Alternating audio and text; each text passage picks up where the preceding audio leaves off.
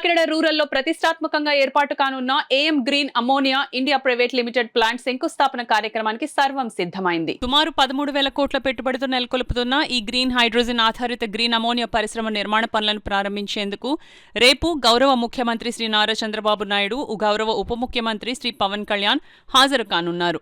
ఈ నేపథ్యంలో శుక్రవారం ఉదయం ప్లాంట్ వద్ద జరుగుతున్న ఏర్పాట్లను సీఎం పర్యటనల మరియు కార్యక్రమాల సమన్వయకర్త శ్రీ పెందుర్తి వెంకటేష్, రాజ్యసభ సభ్యులు సానా సతీష్ బాబు, కాకినాడ జిల్లా టీడీపీ అధ్యక్షుడు Jyothula Naveen Kumar, MLC Perabathula Rajasekharam, Kakinada city MLA Vanamadi Venkateswararao, జిల్లా ఇన్ఛార్జ్ కలెక్టర్ అపూర్వ భరత్ మరియు జిల్లా ఎస్పీ బిందు మాధవ్లు కలిసి క్షేత్రస్థాయిలో పర్యవేక్షించారు.